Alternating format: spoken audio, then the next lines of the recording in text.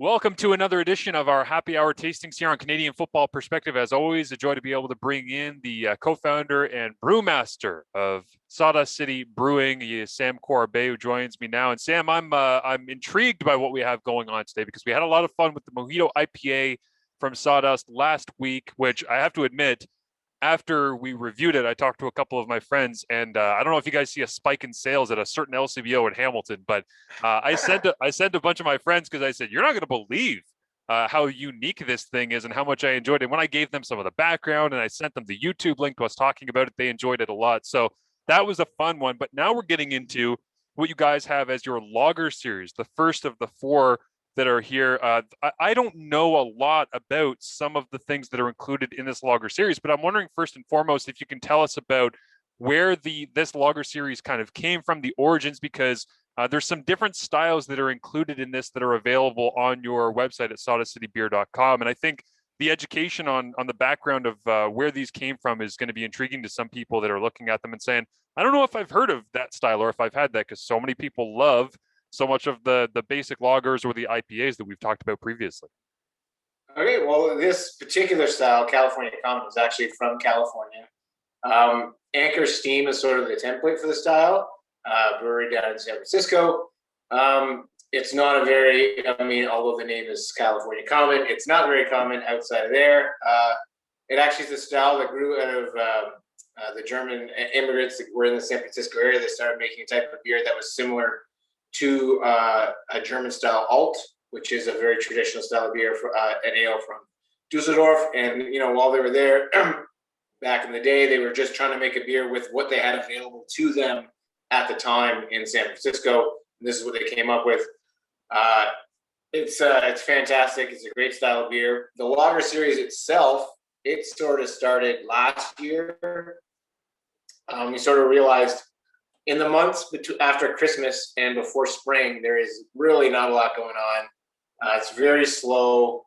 We don't do a lot of brewing because it's just the demand's down. So at the end of Christmas or just before, I asked all the brewers last year to sort of come up with their own idea for a lager, and then we'd age them out over the winter and then release them in the spring.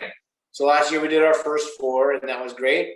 This year we did another 4, same idea. We had all the brewers come up with their own, sort of not just the beer itself. You can do whatever style you want as long as it's a lager, and you have to come up with the name, the concept, sort of tell Sandy what kind of artwork you want. So it wasn't just about having a recipe. It's about designing your own beer and putting your stamp on something. This particular one comes from our 2 junior brewers, John and Andrew. They wanted to brew this particular style of beer. The Gravenhurst steam is obviously a nod to the steamships which are in the area. The RMS Seguin and the Winona are 2 pretty famous boats that still grace the waters of Lake Muskoka. But there used to be many more steamships back in the day, and the steam just sort of worked out because of California Anchor Steam. And it's either called a California Common or a steam beer. Nice, yeah. So those are the 2. They're sort of interchangeable. Basically, what you're getting here is a malt forward, sort of bready, a lot of sort of nut character, but super crisp, very drinkable. I'm a big fan of this one. It's very opposite to Mojito IPA in that this is a more traditional style, and obviously a Mojito hazy sour IPA is anything but traditional. So yes, we're going other end of the spectrum. Yeah, no doubt. Last week when you were talking about having you were using your favorite football mug, I was like, I have the favorite mug. So this week I'm pulling out my VLB, which is the school I went to in Germany. This is the beer mug I got while I was at school. So it's one of my faves. I was gonna say that looks like it's straight out of Beer Wars or something like that, where you're it's a traditional old school big old hammer in the hand there. So cheers on this one. I also have a new edition. I'm not using I'm not sure if you can see it because it's actually interesting the color that comes through on this, but a little Norway glass that you guys sent in here, which is beautiful. And I have to admit too, I had what did I have last night? I was watching the NFL draft. It was the spring saison that I had from you guys, and which was delicious, and I'm looking forward to reviewing that with you in the coming weeks. But it was funny because the actual, the glassware side of things, we'll get back to the beer here in a second, but the glassware side of things is really intriguing to me because you guys do have things available on the website again for people to be able to buy in. I know there's all sorts of different styles of the glass. If people want to check it out on your YouTube page, there's kind of an instructive, hey, there's different glasses for every type of beer. But it's amazing because when I pulled this out from the shipment that you guys sent me of some goodies, I looked at it and I thought, oh my God, I mean, that's a monster glass. But it changes the whole mood of what you are drinking when you're sitting there with this big tall. I poured a single tall, as you can see if you're watching this on YouTube here, it's a single beer. It looks like it's 2-3 tall boys at times with the way that it is shaped and the way it kind of carries itself. It changes the whole mood of the actual drink that you're having, doesn't it? Yeah, well, glassware is pretty important. Not only is they say the first sip is with your eyes. So when you look at it visually, those tall glasses, especially for lagers, and that's why this is our little Norway Pilsner glass, is when you have that tall shape, that tall fluted shape, you really see the effervescence and that clear color, especially for bright beer. So it's got that chestnut, amber brown, like it's absolutely. I love the color of this beer. To me, it's just visually so appealing. And that tall, slender glass really brings you in. And because it's fluted out like that, it brings the aroma as you come up. You get a nice. And then with this one, it's all malt, so you get that sort of bready toast crust, nutty flavor. It's a great beer to have with food. I kind of like beers like this. I call like a pint. The kind like it's sort of like this. You sit down and you enjoy that pint. Like it's not for slamming back. It's just a pint. Yes, yeah, absolutely. And it's, what's funny? I just had my first sip of it here, and the bready and the malt and the toasted nuts and all the rest that you're talking about, it does hit you right away. And I also, one of my favorite things as a topper, because I happen to be kind of vegan plant-based for the last year plus, is on top of a salad, I love to put roasted pecan. Like I love you chop it down, you get some roasted pecan, you put it in the oven 300 degrees for 9 to 12 minutes, and it gives you this kind of crunchy topper that totally changes a lot of different meals that are kind of in the vegan menu, if you will, of things. And that's actually what I get from a little bit of this, is that it almost has that whiff of the toasted pecan when you take it right out of the oven after 10 to 12 minutes. It hits you on the nose, like you're saying, coming up to the glass in that tall, skinny glassware.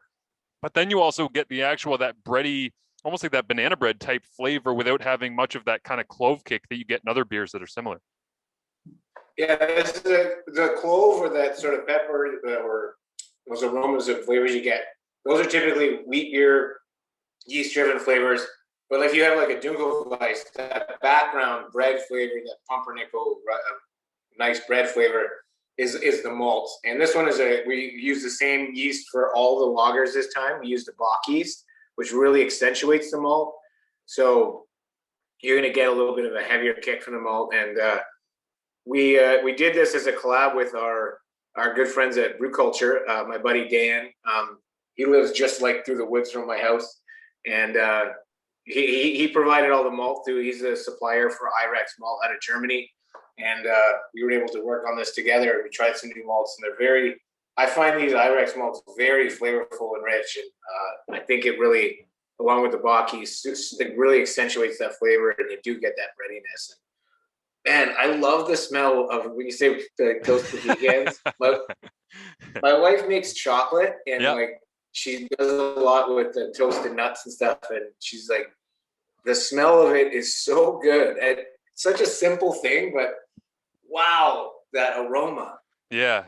And that pairing of food and drink as well, right? It just kind of makes your imagination wander, which is one of my favorite things of the beers that we've had here on the Happy Hour Tasting, Sam, is that you guys kind of, that intersection of what your taste buds are doing and what they're thinking. I mean, even going back to that Mojito IPA, the idea of the mint, it's like, I've done things before where you put mint in with cucumber on water and it can overwhelm. And we were talking about how to balance that. And that leads me to my next question, which is when you're trying to balance that bready flavor and those malts without having them be overwhelming, how do you do the same strategy as the lime and the mint from the Mojito IPA, where you're kind of starting small and trying to level up until you find the right combination? Or how do you balance those things out to get to the mixture that you have here that's delicious? Well, you have, the style itself sort of has a parameter. If you looked at, for lack of a better term, like judging scales, like there is a style called California Common. Here are the parameters of the beer. So you have a certain color, you have a certain flavor character you're going for. So based on those things, you can sort of take those percentages of the malts that you're going to use and sort of figure it out. Like, you're going to need a base malt that's pretty clear, but then you build the flavors. With this one, there's 5 different malts. We have some Munich and Vienna, which are very bready and nutty. So you want to hit that with about 30 to 40% of that. And then we have some Melanoidine, which is a very strong flavor of, like, if you're boiling the wort or you're boiling something, it forms these things called melanoidins, which offer this sort of caramelly rich flavor. So just a little bit of that, not too much. And then we have pale chocolate, which brings a lot of color, deepens the color, and adds a bit of roasted character, but you only want like maybe 1 to 2% of that. So based on those things, you sort of build your recipe around those percentages, and then you balance it with the hops to give you your bitterness. So it's a bit of playing. And again, when we've had recipes in the past, like our alt, you sort of use those as a jumping off point because, like if we use about 30% of this, it'll give us this flavor.